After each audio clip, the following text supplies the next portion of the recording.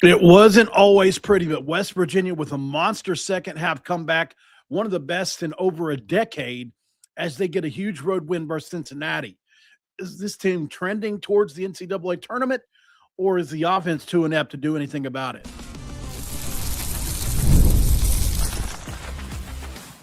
You are Locked On West Virginia, your daily podcast on the West Virginia Mountaineers, part of the Locked On Podcast Network, your team every day. Guys, welcome back in. My name is Mountaineer Paul. I am your host here again. Welcome back into Locked On West Virginia, where we're talking about the Mountaineer Hoops team tonight as they get a huge road dub versus Cincinnati in a game where it looked like you were going to lose for the majority of it. Huge comeback in this one. And I'm glad to see it. Happy to see it. Brought to you by our friends at FanDuel. Right now with FanDuel, guys, if you're new, just bet $5. You'll get 200 bets and bonus bets. That's if you win that first $5 bet, but you can't win if you don't play. So make sure you head to FanDuel.com to get started today. And thanks for making Locked On West Virginia your first listen and for being a part of the Locked On Podcast Network. 55 million views a month, where we're talking about your team, the Mountaineers, every single day. I'm here with Troy, man. Troy, I appreciate you for jumping on from Mountaineer Moment. You know, this is a game, definitely, I mean, the cliche is the tale of two halves, right? West Virginia survived and advanced a 59-54 win over Cincinnati in a gritty defensive struggle on the road. You know, this was a game where the Mountaineers needed to separate themselves in the Big 12 standings, and this helps towards that. I think we figured something out a little bit tonight offensively, and I don't know, how much we can make it work going forward with Honor Huff, who stepped up in the second half and was a part of almost every big play and bucket that happened and helped swing the momentum in a way that put the Bearcats on their heels when it mattered the most. So let's break down how that played out, Troy. What were your thoughts on just how that second half went after that ugly first half? Yeah, I think first thing first, relating to Cincinnati, man, they hate to see the Mountaineers basketball in 2026 because we just won two games against them that Very similar. we probably shouldn't have won. Yeah. Especially tonight being down 10 at half. And then, my thought at halftime, I was like, you got to come out second half and set the tone. And then next thing you know, you're down 14 and you looked, there was no change, right? You had to turn over the first 7 seconds in the second half with Floyd trying to find Obi Oha. And then Honor Huff did what Honor Huff does, right? A 14-0 scoring run, or 14 straight himself for West Virginia. And that was the difference, got you back in the game. And then you were able to close it out with him finding open guys, like you mentioned. And was not pretty, wasn't one that we deserved, but was one, as I'm sure we're going to talk about, that we had to get. And you found a way. You played to win the game, and they won the game somehow, some way. Honor Huff finishes with 16 points and 6 assists, and I would imagine those 6 assists all came in the second half. What did I say in the last episode? I said basically teams are doubling Honor Huff, forcing the ball out of his hands and saying, listen, West Virginia, just anybody else beat us. We're not going to let him beat us. It's the same thing with stacking the box in the running game and saying, I'm going to make your quarterback beat us. It's a very similar type, flavor to that. So what's Honor Huff been able to do here? He's able to distribute the ball at an elite level tonight. It was elite. Some of the passes he was making, some of the bounce passes he was making. Baba Miller did the best job I've seen of anybody do one-on-one versus Honor Huff today. 2 block shots that who knows, with Honor Huff, you never know. Those could have been swishes. So, and he had huge reach advantage in that. Even Honor's step back, which he gets about 6 feet on, wasn't working tonight against Miller. So, I think they figured out they had to just figure out a way to just kind of advance and all that. But, that first half, obviously I was tweeting about it. I don't know how many, if you were, Troy, but, it was, you started out over 10 from 3, and we're just not built to, you at least got to make 2 or 3 of those. You know what I mean? Like you can survive some pretty bad lulls because of this defense, but you can't go nothing burger with this offense. There's no way. You have to score some points. And this is 6 straight games now where they've started out so poorly and so slowly. It's no longer a trend. This is a thing that's happening, and it's happening late in the season. the way we were playing against Clemson, the way we were playing against even Xavier at times or Ohio State, in those losses, I would take over this. It was much more consistent. Are we the opposite of peaking at the wrong time here, or am I being too negative? I don't think you're being too negative. I think the best point that you made there, I mean, if I can say it that way, is just this fact that it's not a trend, it's not a coincidence. This is the reality of where this team is at this given moment, and we're not seeing anything over the last couple of weeks that's any indication that that's going to change. And so this is who we are. This is our identity. We're gonna win games in the 50s, or we're gonna lose, and we might lose bad. And tonight you were able to come out with a win. But again, like you mentioned, 20 points at half, 0 from 3, and Honor Huff and Tracy Eaglestaff combined for 0 points and a half. And so as you entered into that second half down 10, you're like, well, it was absolutely horrendous, but our two guys that we rely on to score the most didn't do a thing. And you had a feeling maybe, just maybe, Honor Huff especially would get going, and he did. So here's the thing, if we had a third shooter, I think this team would be really tough to beat. I really do think we would be tough. Against Cincinnati, you can do that, right? They're 11-10, 11-11 now. Mm-hmm. You can have a half like that and still be in it. Against Arizona State, you can do that. BYU coming up is going to be up 30 points if you have a half like that.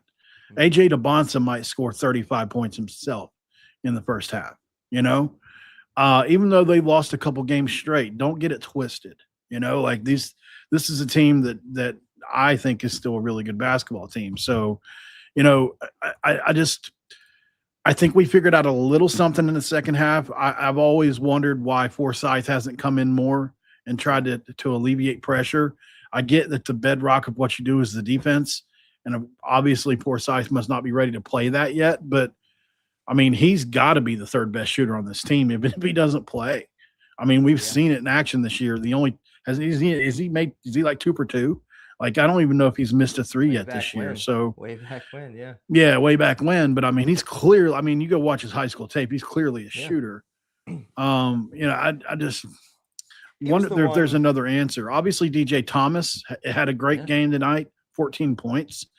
If he can get going from 3, and he's got a shot that needs a lot of work, but it's serviceable at times. Mm-hmm. If he can get going, that would be a huge pressure release for this team. Yep.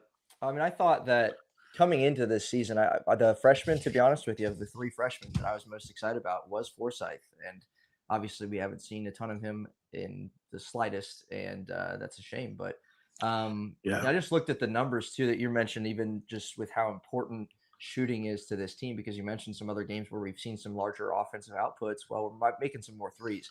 So if you go all the way back to Arizona, we made 6 threes. K-State in a 59-54 win, same win as tonight. You made 7 threes against Baylor. You made 5 threes, and tonight you made 6. And obviously the recipe for this team is to get closer to 10 to get out of the 50s, and you just haven't been able to do that. I do think, you mentioned DJ Thomas, a couple of threes that he made late that were absolutely huge. To me, the play of the game, again, aside from the Huff doing what Huff does, the play of the game was Jasper Floyd finding Thomas in the corner, because he knew he was either going to be a layup for him or someone was going to leak off and it's going to be a wide open 3. And he found DJ Thomas. Give him credit. Yeah, absolutely deserved right there for sure. This game was tied from the opening tip. Jizzle James and Bob Miller controlled the early boards. They set up tough looks. West Virginia trailed the entire way and struggled to find the offensive rhythm through stretches in that first half, especially when shots weren't falling there. And this is definitely not a high-scoring game, definitely more of a grinded-out half-court battle. It's basically Big 12 basketball in a nutshell, right, where execution and defense are going to matter. Let's talk a little bit more about that second half, and is it repeatable? Because I'm curious. I mean, I know that Coach Hodge and company are working furiously behind the scenes to try to figure out a way to start games better, because, I mean, this team, if there's one thing this team has proven, is that they're tough shot makers when the pressure's on. We saw it again tonight. We saw it against Cincinnati the first time. We've seen it in multiple games this year. When the game's close, even Eaglestaff turns it up a notch. Like, this team makes tough shots late, so if you can just fix even halfway fix your offensive struggles in the first half. I think this team has the potential to, split the way out of the way down the stretch here. And there's still I mean, listen, you're 15-8, so you're not far away from tournament contention still. So, we'll talk about a little bit more about that right after this word from Mazda. Hi, everyone. I'm Kalia Butler, host of Locked On Women's Basketball, and this is Mazda's Women's Basketball Snapshot, celebrating the work no highlight reel can ever capture. The WNBA has released its 2026 schedule featuring a 44-game regular season beginning on Friday, May 8th. The league's historic 30th season includes expansion teams Portland Fire and the Toronto Tempo, with opening weekend highlights such as Caitlin Clark and the Indiana Fever hosting Paige Beckers and the Dallas Wings, and a rematch of the 2025 finals between the Aces and the Mercury. In college hoops, South Carolina handed Vanderbilt its first loss of the season with a dominant 103-74 win. These moments are earned off the clock, those long before the lights ever come on. The sweat, the fakes, the doubt, the scrapes, and coming back for more every time. Mazda puts the same drive into every detail. Wins define the moment. Putting in the work, that defines you. There's more to a Mazda because there's more to you. And we're back here in segment 2, where I'm going to crack a do to Troy from Mountaineer Moment. Tell everybody where they can find you, man. Yes, sir. Mountaineer Moment, especially during basketball season, we give previews and post-game reaction and analysis to every Mountaineer basketball game. You can find it on YouTube, Apple Podcasts, Spotify, and Amazon Music. Come join the Mountaineer Moment. It is the moment to be a Mountaineer moment or something. Okay, so a couple things. Obviously, getting into the second half a little more here. We mentioned it. We've alluded to it. Honor Huff took over in the final minutes. He controlled the tempo. He shot his shot creation when Cincinnati threatened to rally was really good. And it was plays at the rim tonight that I thought Honor Huff were more important than anything. He made himself a passing threat. And then if you paid attention on a couple of those where he would do the step back and then hesitation and then drive towards the basket, he would blow by. It was Kerr Crease on most occasions. He would blow by Carissa, and then he was using the pass. Like his basketball IQ is elite. Because if you look on the foul on the one where Bob Miller got him in the head towards the end of the game there, he faked a pass to the corner.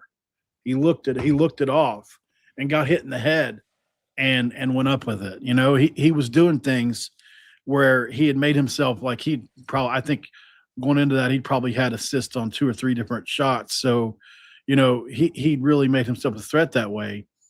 And they were having to resort to kicking the ball. Like it was really good to see.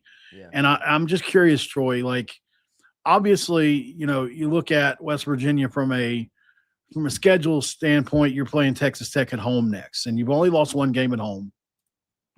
You have to figure that after the second half performance, you have to be hopeful that this team can shoot better in the first half versus Texas Tech team. Do you think that, number one, do you think Tech will employ the same thing that everybody else has been doing, which is make West Virginia beat you in the paint and come after Honor Huff, right? And make him make a decision with 2 guys on him. Do you still think that's the best strategy if you're facing West Virginia? And do you think it's repeatable for West Virginia to maybe continue to just put the ball in his hands from go and make him the point guard rather than the 2?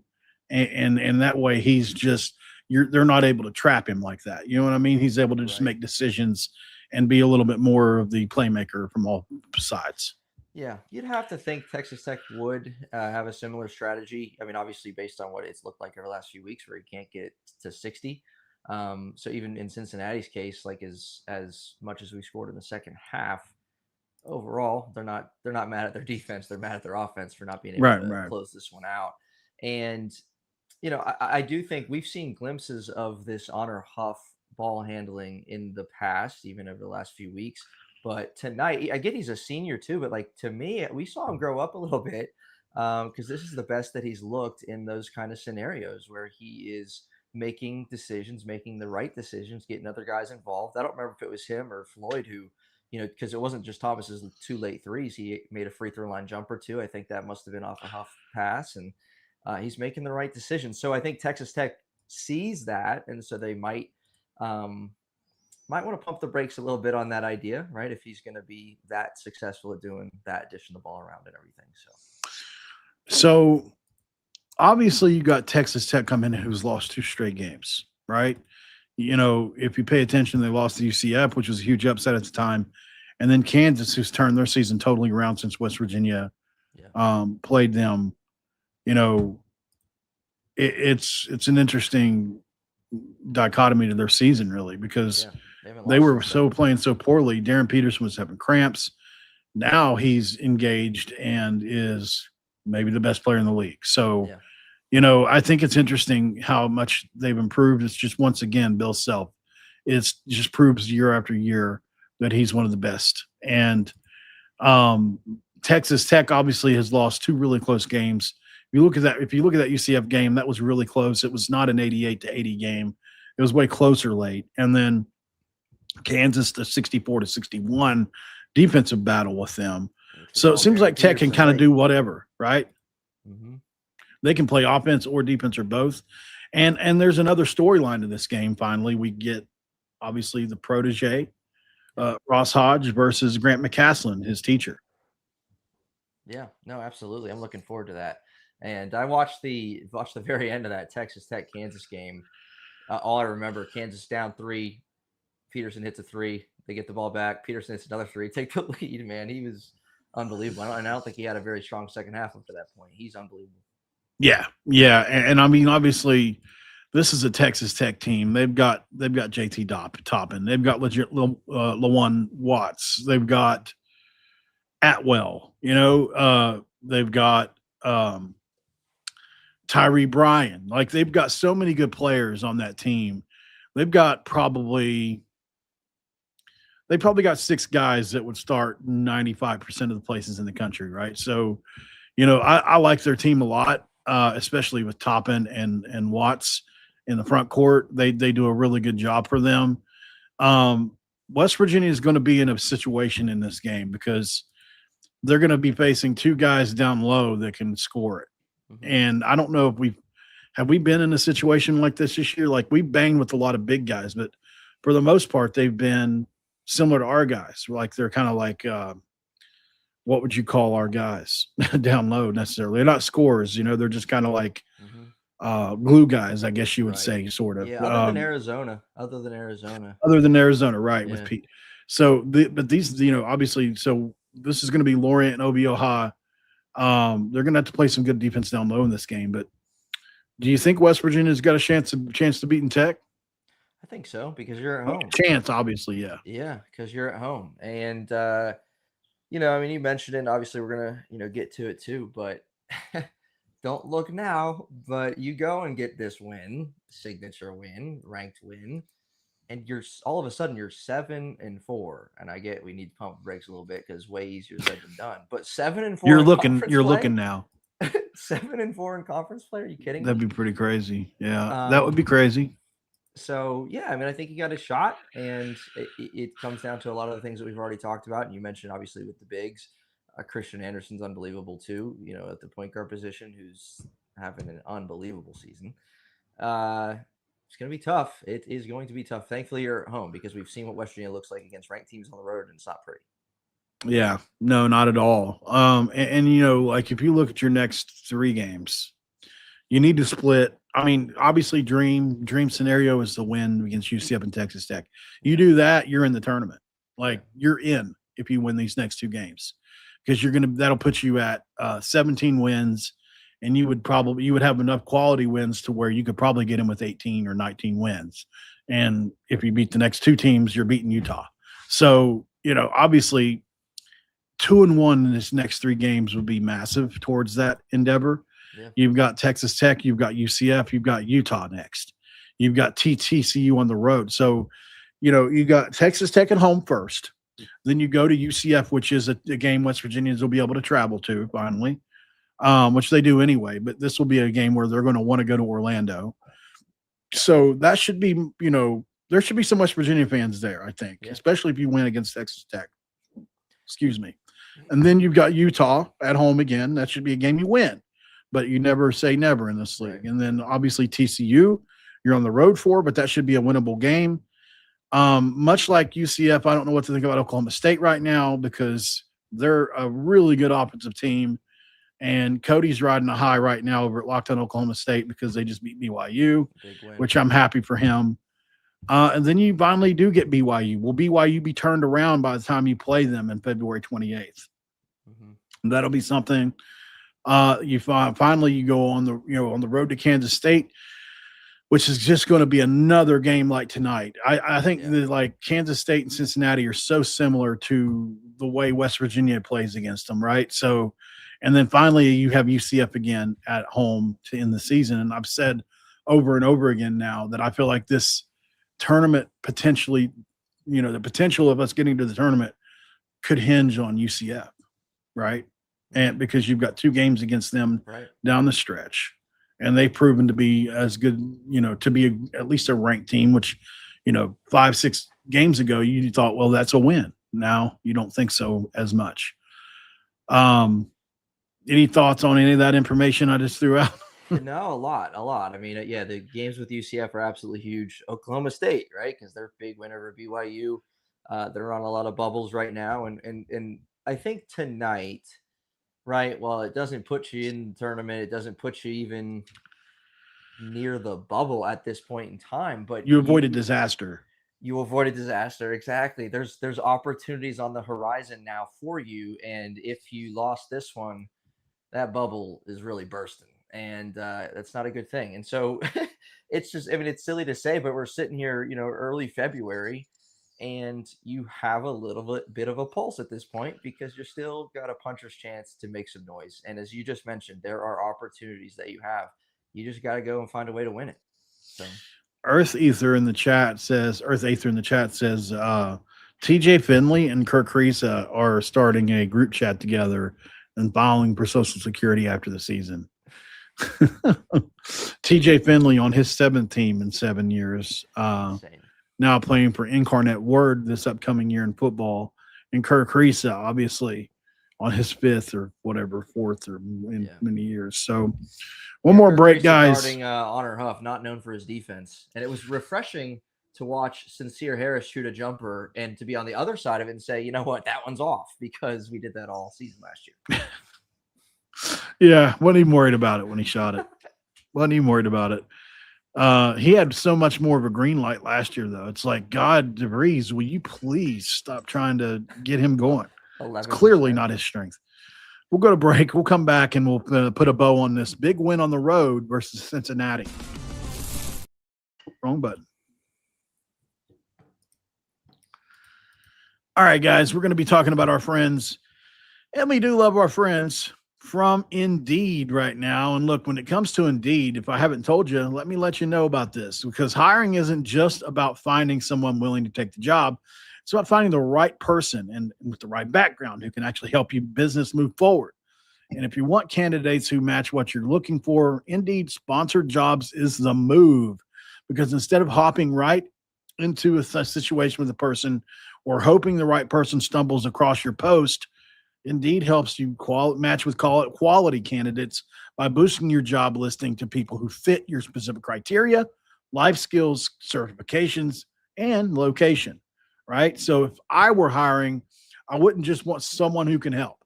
I'd want someone with real experience who could jump right into this. That's why I like Indeed, because you can get specific and target exactly what you need.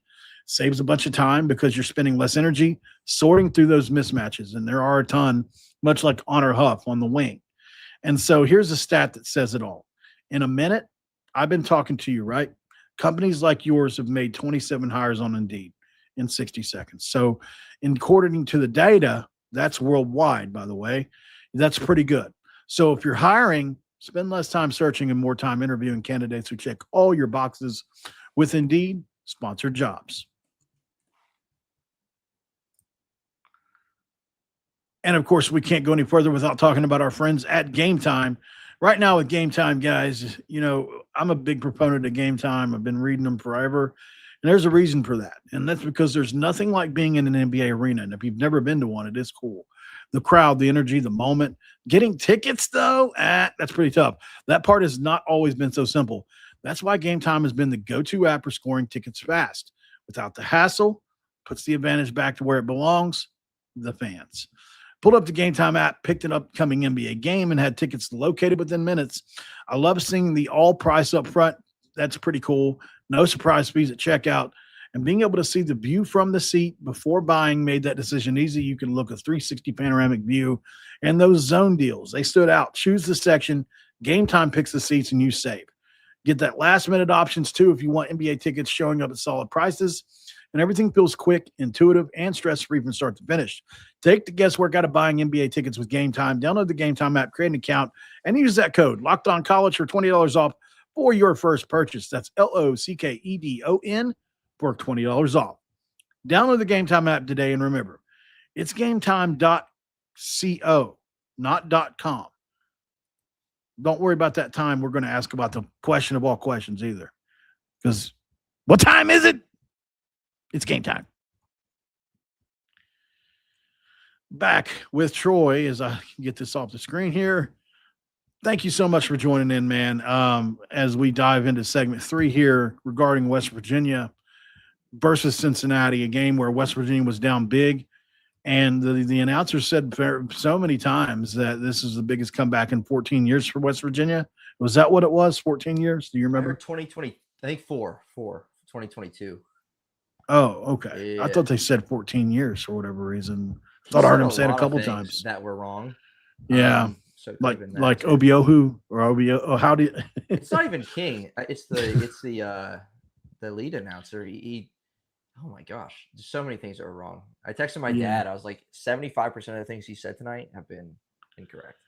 Yeah. It's pretty funny. All right. So obviously, we talked about the first half struggles. We jumped into the second half. We talked about Huff. Let's talk about some other guys that played well in this game. Number one, the West Virginia defense. Holding a team in conference play to under 55 once you get into the second half of game typically means you've done your job on defense. So the defense probably doesn't get enough credit because it's like the assumption that you're going to play good defense. Mm-hmm. But I really want to say, like, this is a West Virginia victory that was built on defense first. Then the opportunistic offense when possessions mattered most came into play. So I think that's a big deal. If you're looking at players that played well in this game, there are actually a couple, and I know it doesn't seem like it, but, Brennan Laurent made his stamp on the game. Honor Hupp obviously did. And then DJ Thomas, I think, obviously deserves a huge shout-out. And you know what? I saw Trey Eaglestaff involved in multiple rebounds. He fought for the ball tonight. He had it stripped away from him one time. That made me mad at the time. But, he really does impact the game outside of scoring enough. He didn't always in the beginning. But, I think Trey he played poorly tonight. I can't defend that offensively. But he impacts the game in other ways, Troy, that doesn't always get noticed because I don't know if it's because of how he looks. Like, he doesn't look like a tough guy, right? Yeah.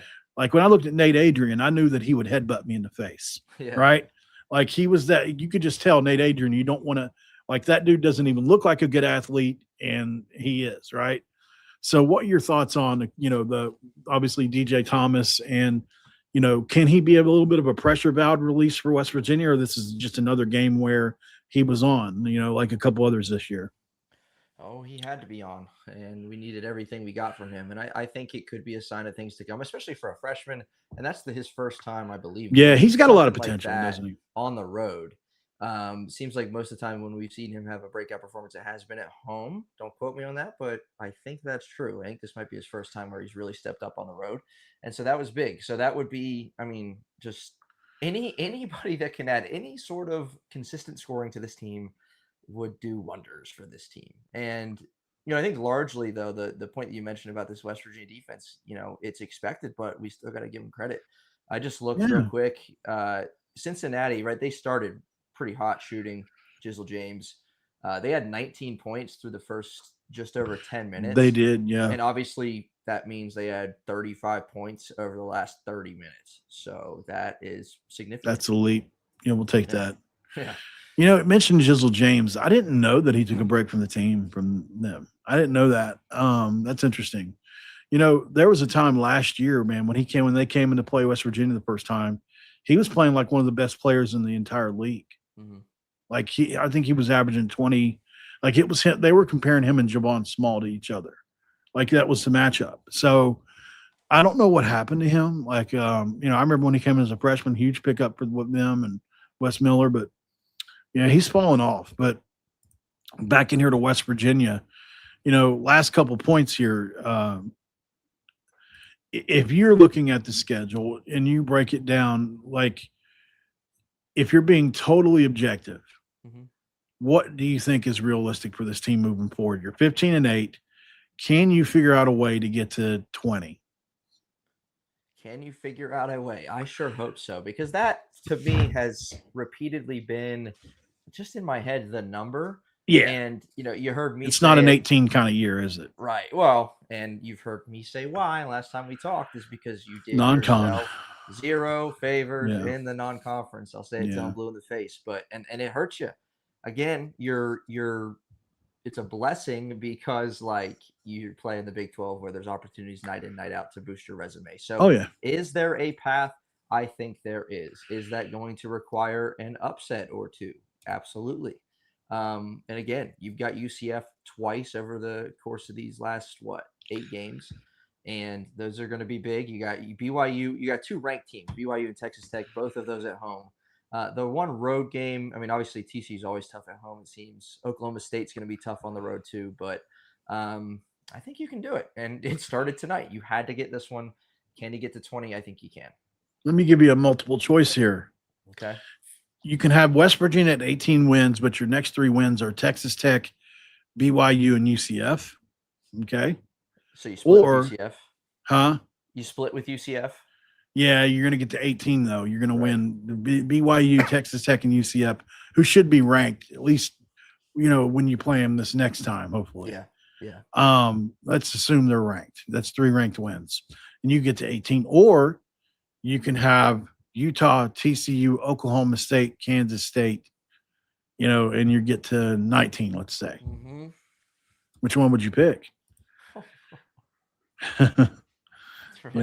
Because do you think you're in if you get those 3 ranked wins? I don't. In both of those scenarios, I don't think you're in. Yeah. Wow.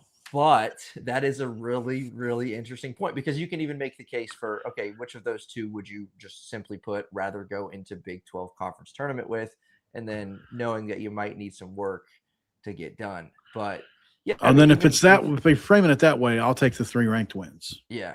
And hope you get a win in the Big 12 tournament. Right. 2. Yeah, I think so too. You might need to. And man, that's interesting though, because even I don't know. You just name teams that if you go the route where you get 4 wins, and those are games that you desire to win and should win. Even for this team, you can call them should wins. Now we saw it against Baylor. I know that trained me not to do that again. And we know this, right? Even if we can call it a should win, or you're going to be favored to win, whatever the case may be, with the status of this offense, no game is safe. Right? Nothing's going to be shocking ever. We shouldn't have been shocked that we lost to Baylor. Can't get out of the 50s. Yeah. Yeah, it's a shame. If you win that Baylor game and the Cincinnati game, it's a whole new outlook on the year, Mm-hmm. You're at 16 and what is 16-7 you would have been. Yeah. And then you're talking like, man, you just got to figure out a way to get 3, maybe 4 wins the rest of the way. And there's a pretty good chance you do that. Being totally, now that UCF has turned it on, for lack of a better term now, and here's the thing. I don't know how we match up with UCF because we haven't played them yet, right? Yeah. Like, I know how we match up with Houston. I know how we match up with Iowa State or whatever. Like, it's not good, right? We don't match up well with Arizona. We match up well with Kansas, right? We've shown that. We match up, well with Clemson. We've shown that. But, there are certain teams we're just going to match up better with. And I'm curious what is our kryptonite as far as another team, because you look at the kind of teams that give us trouble, they're usually teams like Baylor, right? That have big, long wings that can score, because we have smaller guards that not only are they bothered on defense, but they're at a disadvantage on offense, especially when you switch. That's because you end up on bigs either way. It's interesting. I'm not sure. Like trying to self scout West Virginia is not as easy of a task as you would think. Yeah, no, absolutely. And UCF, I mean, they're a little bit of a wild card because of even just what they've accomplished so far in Big 12 play, right? They got a close win against Kansas, got a narrow loss to Arizona, got blasted by Iowa State and Houston, and they beat Texas Tech. So like they're kind of a little bit all over the place. Right. Maybe I'm making them too good. Maybe I'm making them out to be too good. I don't know. But when they're good, obviously, because they have some quality wins. They just have so many players. Like if you look at their lineup, man, sometimes they've got like 6 or 7 guys that are hovering around 10 points in a game. Mm-hmm. I looked at the Houston game. Let me go back to it really quick.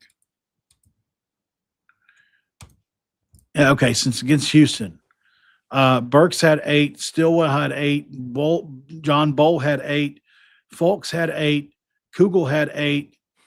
You know what I mean? Mm-hmm. Johnson had a 5. So and they had another guy with 3, another guy with 3, another guy with 2, another guy with 1. Like they run out like 12 guys. Yeah. So they're not like like Ross Hodge tightening up his rotation. They're not doing that, at least in that game. Right. And I've only watched them in one game, like I said. Let me look at one more really quick because let's look at the Texas Tech game that they won. That'd probably be a better one because they performed so well in that game. Okay, so in that game, they had once again just a ton of dudes scoring the ball. Burks 17, Stillwell 10, Bowl 14, Kugel 9, Fulks 21. Johnson had 7, Pacheco had 6, Cambridge had 4. Like they roll out just a ton of dudes. It's crazy. Johnny Dawkins is another example of a guy. Don't give up on people, Yeah. Yeah, really. That's a good point. Been there 10 years. Like he should have been fired a couple times, but they didn't. So we'll see. I still think this season could hinge on UCF, and maybe we're lucky enough to catch them at a time where they might get ranked. Yep. But certainly West Virginia is going to have to win at least 4 more games, and I do think it's, what, if you'd have told me last quick point, if you'd have told me before the year that you're going to have, how many we got left? It's 1, 2, 3, 4, 5, 6, 7, 8 games left, and you've got to win half of them to get into the NCAA tournament. I would have took it. So I agree. I think Ross Hodge would have too. Guys, I appreciate y'all so much for joining in here tonight. It's been cool. Make sure you follow Troy over on Mountaineer Moment. Any last words, any last points you wanted to make on this win tonight or going forward? No, it was big. I mean, it with all these goals and things that we want to get to in a month and a half. And, a lot of people, I don't know about you, I've seen people say, well, we don't want to make the tournament because we'll just get blasted. And who cares, man? We want to make we do. Right? We do. We've got big time talent coming in that we want to impress or keep impressed. I don't know. It's something I constantly worry about. Maybe I shouldn't. No, it's true. You want to make the big dance. And this win tonight, ugly at times, it keeps that hope alive. It just does. Again, it's not like they were mathematically out if you lost this one, but I would have felt pretty bad. I thought we were going to lose up until midway through the second half. I mean, just the way the game was trending. It was like K-State where, somehow we won that game, but like when they were up by 4, I was like, man, I don't know. I don't foresee us being able to make a 2-position comeback. It's crazy. Well, in this one, it just, in a lot of ways, it was you live to see another day. You won on the road. Let's get back home and let's gear up for a big one Sunday. Might be live to die another day, but we'll find out. All right, guys. Thanks for being here. Like your Raven says, who's just awesome, man. Thank you so much for the support, Raven, as always. in the chat. She says, don't forget to hit the like button, subscribe to Locked On West Virginia and Mountaineer Moment. Smiley face, thumbs up, blue heart, gold heart. So thank you guys so much, like I said, as I've said like 3 times, for being here. If I could ask you to watch college football, Locked On College Football next. Spencer is a really talented guy. He does Locked On Ducks. He's a play-by-play guy for I forget the name of it. I'll remember it another day. He's a play-by-play guy for some college team like Division II. Does a really good job with them. I think it's Southern Illinois, maybe. Yeah, I think it's Southern Illinois. So, yeah, but he kills it with them guys. So, be back tomorrow, maybe tonight if I feel like it. I don't know if there's any football stuff out there. I haven't even been able to check yet. I've been busy clearing my roof off all day. My roof is about to cave in, literally. So that's wild. But we will be back to either tonight or tomorrow. At least I will be, and we'll see you then, guys. As well as don't forget about and I know there's like a lot of don't forget about, but there's so much we have to read. The Everydayers Club, right? Because the everydayer thing is a cool thing to do. And the truest fan is the everyday fan. If you want to reward your everydayers, look, come into the chat and talk to them. They're good people. We're building basically a ad-free audio, members-free or members-only Discord, and it's built for our most loyal fans. So I will put, the link to that in the chat, and we will go ahead and bounce on out of here, guys. But thank you so much, Troy, for listening to me ramble here at the end, and make sure you check him out. And we'll see you guys on the next one. I probably will do an After Dark episode, so be watching for it. We're out of here. Don't forget to cue those country roads.